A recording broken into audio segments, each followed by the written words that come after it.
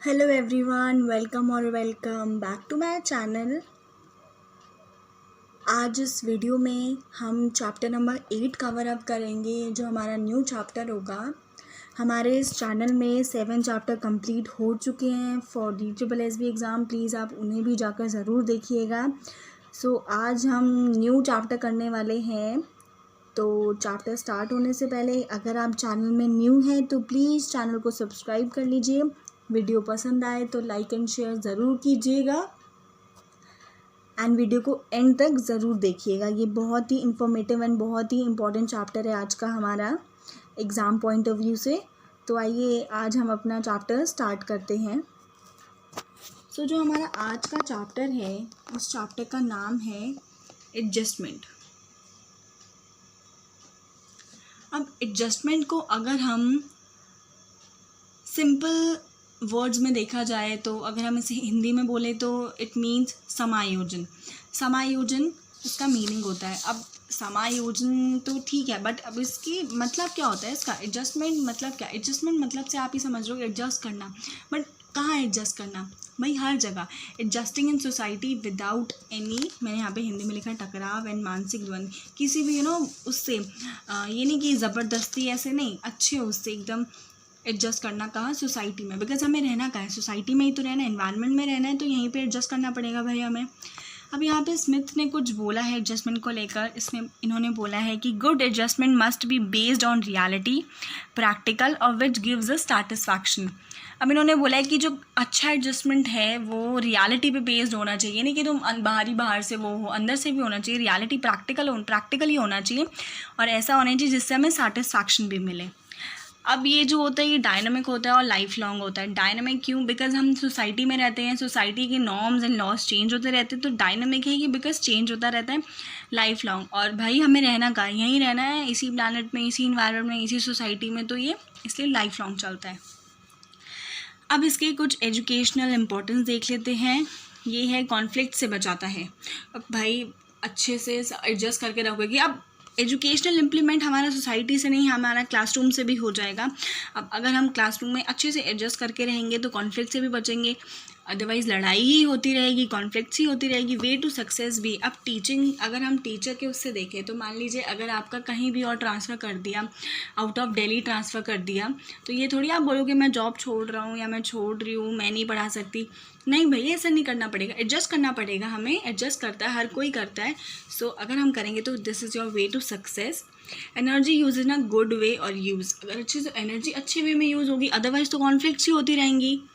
यहाँ पे according to Freud है इड ईगो सुपर ईगो। मैंने आपको बताया था id ego super ego. Id is your pleasure, super ego is your morality and ego is your reality, की भाई बैलेंस करके रखती है। अब इन्होंने बोला है कि अगर इन तीनों में बैलेंस है तो कोई कॉन्फ्लिक्ट नहीं होगा, कोई प्रॉब्लम नहीं होगी। बट अगर इन तीनों में बैलेंस नहीं है तो कॉन्फ्लिक्ट्स होने के भाई चांसेस बहुत ज़्यादा हैं। ऑब्वियसली सिर्फ अच्छा तो नहीं सोच सकते ना, और सिर्फ खुशी खुशी नहीं रह सकते ना, बंगला गाड़ी ये सब तो नहीं सोच सकते ना, रियलिटी भी सोचनी पड़ेगी। इसीलिए अब ये तो हमने पढ़ लिया एडजस्टमेंट की क्या इंपॉर्टेंस है, क्या है क्या नहीं। अब यहाँ देखते हैं कि जो लोग एडजस्ट नहीं कर पाते उनके भी तो कोई सिम्टम्स होंगे, भाई हम कैसे पहचानें?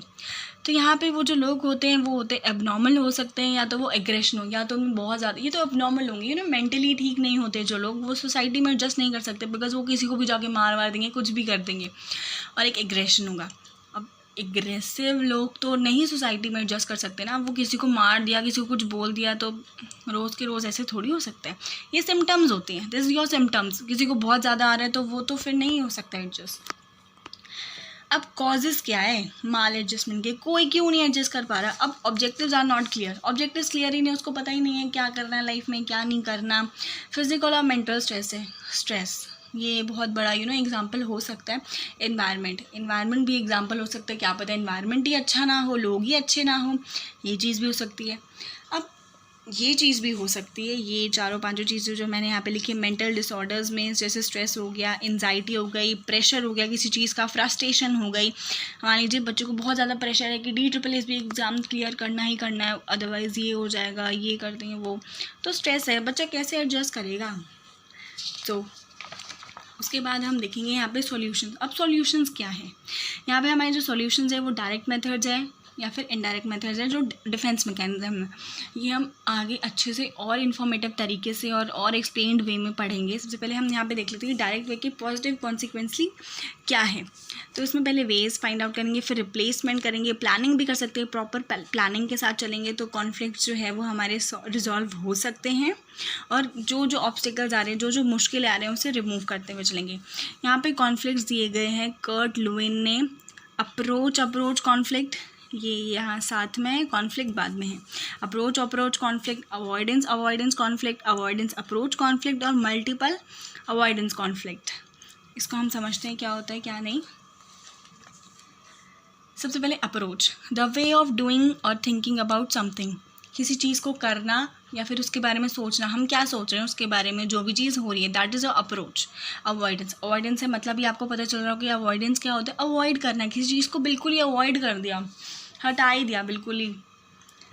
अप्रोच कॉन्फ्लिक्ट्स, ये होता है हमारा अप्रोच कॉन्फ्लिक्ट होता है हमारा लीस्ट स्ट्रेसफुल होता है। अगर हमारे पास बहुत सारी चॉइसेस मिल जाए हमें तो लीस्ट स्ट्रेसफुल होगा कि भाई सारी पॉजिटिव चॉइस है, कोई भी हम चूज़ कर सकते हैं तो स्ट्रेस नहीं होगा। Each of the choices are positive, अगर कोई भी चॉइसेस मिली है तो उसमें से कोई ना कोई तो पॉजिटिव होगी ही होगी। अवॉइडेंस कॉन्फ्लिक्ट्स, ये बहुत ज़्यादा स्ट्रेसफुल होता है। ये नाइदर चॉइस इज़ पॉजिटिव, हमें लगता है कि सारी जो हम भी कुछ भी चूज़ करेंगे इतनी सारी चॉइसेस में, वो सारे कुछ ही हमारा जो होगा वो पॉजिटिव नहीं होगा, लेकिन ये रिजॉल्व भी हो सकता है अगर हम अच्छे से डिसीजन मेकिंग करें तो।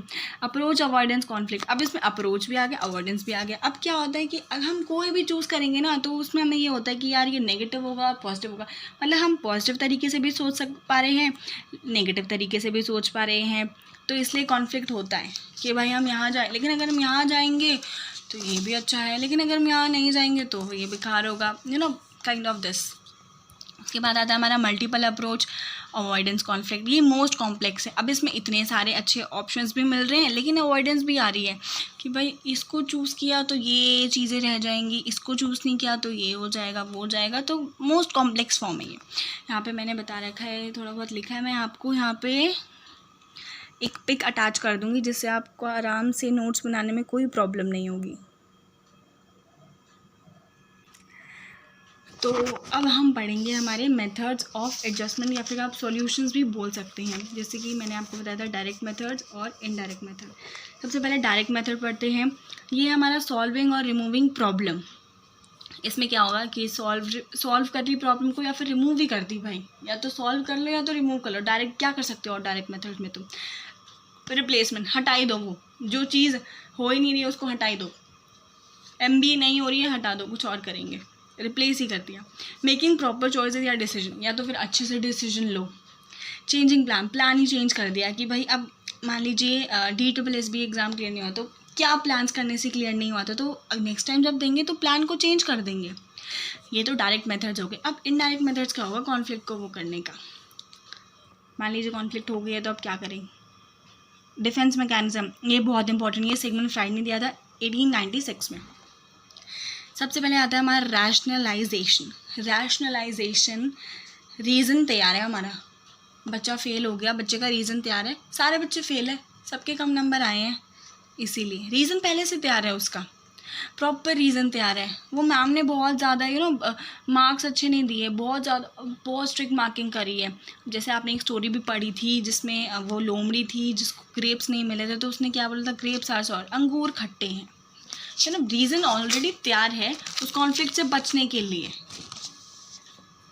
उसके बाद आता है हमारा रिग्रेशन, रिग्रेट, अपने से पहले स्टेज में जाकर व्यवहार करना है, फिर उसकी तरह रिएक्ट करना। मान लीजिए आप 20-25 प्लस हैं और कोई भी ऐसे कॉन्फ्लिक्ट हो गया तो आप बचने के लिए क्या कर रहे हैं, रो रहे हैं। छोटी स्टेज में चलेगा ना, जैसे बोलते हैं छोटे बच्चे रोते हैं, ये रोते हैं वो, तो छोटी स्टेज में चलेगा। बेड वेटिंग, मतलब कि सूसू कर दिया बेड पे उसको। उसके बाद होता है कॉम्पनसेशन मतलब कॉम्पनसेट करना कि भाई ये नहीं तो ये ठीक। जैसे कि है कि स्टडीज़ में अच्छा नहीं है बट स्पोर्ट्स में अच्छा है, UPSC क्लियर नहीं हुआ तो चलो भाई कोई बात नहीं बिज़नेस स्टार्ट कर लेते, MBA नहीं हुआ तो चलो कोई बात नहीं प्राइवेट कंपनी में जॉब कर लेंगे छोटी मोटी। कॉम्पनसेट कर दिया, ये नहीं तो ये, कॉफ़ी नहीं है तो कोई बात नहीं चाय पी लेते हैं। उसके बाद आता है हमारा प्रोजेक्शन, अपनी गलती किसी और पर थोपना। जैसे मैंने आपको फॉर एग्जांपल बताया था कि बच्चे ने एग्ज़ाम दिया और फिर एग्ज़ाम में नंबर अच्छे नहीं आए तो बोलना कि हमने तो ठीक किया था, मैम ने वो कर दिया था। अपनी गलती मैम पे थोप दी उसने। हमने तो वही पढ़ा था जो मैम ने पढ़ाया, मैम ने गलत पढ़ाया होगा, तो अपनी गलती किसी और पे थोप देना। उसके बाद आता है हमारा सब्लिमेशन। सब्लिमेशन में होती है कि जो चीज़ें सोसाइटी में एक्सेप्टेबल नहीं है वो चीज़ें, अब जैसे सेक्सुअल डिज़ायर हो गई, ये एक्सेप्टेबल नहीं है, एग्रेशन एक्सेप्टेबल नहीं है। ये थोड़ी किसी को भी जाके चमका दो, किसी को भी मार दो, किसी को भी कुछ भी कर दो, एक्सेप्टेबल नहीं है ना सोसाइटी में। सोसाइटी में रहना है तो ढंग में रहना होगा, उसके नॉर्म्स एंड सब कुछ फॉलो करने होंगे। उसके बाद आता है डिस्प्लेसमेंट होता है डेंजर से सेफ सिचुएशन में। अब मान लीजिए फॉर एग्जांपल मैंने यहाँ पे लिखा भी है कि आपके जो पापा है ऑफिस से फ्रस्ट्रेट होकर आ रहे हैं, बॉस से लड़ाई हो गई है उनकी, बॉस ने उन्हें कुछ कह दिया। अब वो फ्रस्ट्रेशन कहाँ निकाले? बॉस पे तो निकाल नहीं सकते, क्योंकि बॉस तो भाई फिर जॉब से निकाल देगा या कुछ भी कर देगा। लेकिन घर पे आके बच्चों को डांट रहे हैं। डेंजर सिचुएशन कौन था? बॉस था। सेफ सिचुएशन कौन है? बच्चे हैं। तो डेंजर से सेफ सिचुएशन में आ जाना। मान लीजिए घर पे आपके मम्मी पापा ने कुछ बोल दिया तो उनसे आप ज़बान नहीं लड़ा सकते, इसलिए आपने अपने दोस्त को बहुत सुना दिया। भाई वैसे तो आजकल के बच्चे लड़ा लेते हैं, बट फिर भी फॉर एग्ज़ाम्पल। उसके बाद होता है हमारा रिप्रेशन। ये है मोटिवेटेड फॉरगेटिंग, कि मतलब भूल जाओ, मतलब कैसे न कैसे करके भूल जाते हैं कि किस्मत भी अच्छी नहीं है, किस्मत में ही नहीं है, काइंड ऑफ वैसे मोटिवेटेड करके उससे। फॉर एग्जांपल कोई चाइल्डहुड अब्यूज़ हुआ है तो खुद ही भूल गए, कोई बात नहीं। उसके बाद सप्रेशन, कॉन्शियस माइंड से चीज़ें भुला देना। कॉन्शियस माइंड में जो चीज़ें उसको भूल गए हैं हम। उसके बाद डिनाइल सिचुएशन ऐसी होती है कि ऐसी सिचुएशन की एक्सेप्ट ही नहीं कर पा रहे हैं। कोई ऐसी सिचुएशन होगी आपके साथ, एक्सेप्ट ही नहीं कर पा रहे हैं आप। मान लीजिए कि फॉर एग्जांपल मैंने लिखा है यहाँ पे शहीद की वाइफ, सोल्जर की वाइफ जो है, सोल्जर की डेथ हो गई है, लेकिन उसकी जो वाइफ है एक्सेप्ट ही नहीं कर पा रही है कि डेथ हो गई है। कुछ चीज़ें एक्सेप्टेबल नहीं कर पाते हम, कुछ एक्सेप्ट नहीं कर पाते। मान लीजिए आपने बहुत अच्छे एग्ज़ाम्स दिए, अब एग्ज़ाम्स में नंबर लेकिन उतने अच्छे नहीं आए, तो आप एक्सेप्ट नहीं कर पा रहे हो कि इतने अच्छे नंबर कैसे नहीं आए, मैंने तो बहुत अच्छा एग्ज़ाम दिया था। बिल्कुल डिनाइल सिचुएशन में चले गए हो।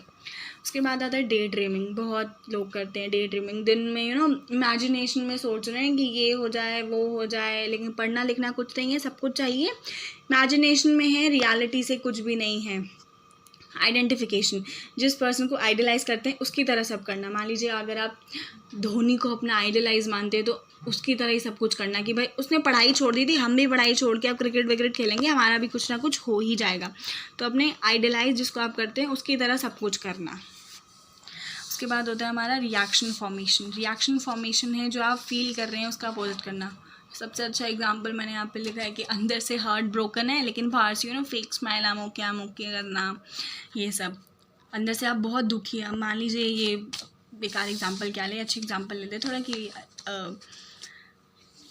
एग्ज़ाम्स में अच्छा नहीं हुआ, फर्स्ट अटैम्प्ट था, लेकिन अंदर से वो है, घर वाले बहुत मोटिवेट कर रहे हैं, उन्हें अच्छा लग रहा कि आप दुखी हैं, तो उनके सामने कि कोई बात नहीं, कुछ नहीं है, ये है वो है, लेकिन आप अंदर से दुखी हैं कि क्यों नहीं हुआ।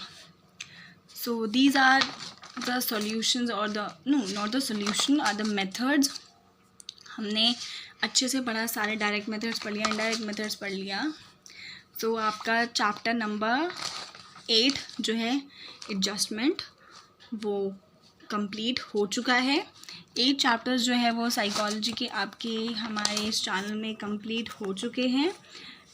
7 चैप्टर्स भी ज़रूर देखिएगा, ये चैप्टर भी ज़रूर देखिएगा। होप है आपको ये वीडियो पसंद आई होगी। तो प्लीज़ प्लीज़ प्लीज़ चैनल को सब्सक्राइब कर लीजिए, वीडियो को शेयर ज़रूर कीजिएगा एंड लाइक ज़रूर कीजिएगा, और कमेंट सेक्शन में कोई भी क्वेरीज़ हो तो आप वो पूछ सकते हैं। Thank you, take care. और वीडियोज़ भी बहुत जल्दी आएंगी, बहुत जल्दी मैं और चैप्टर्स भी डालती रहूँगी।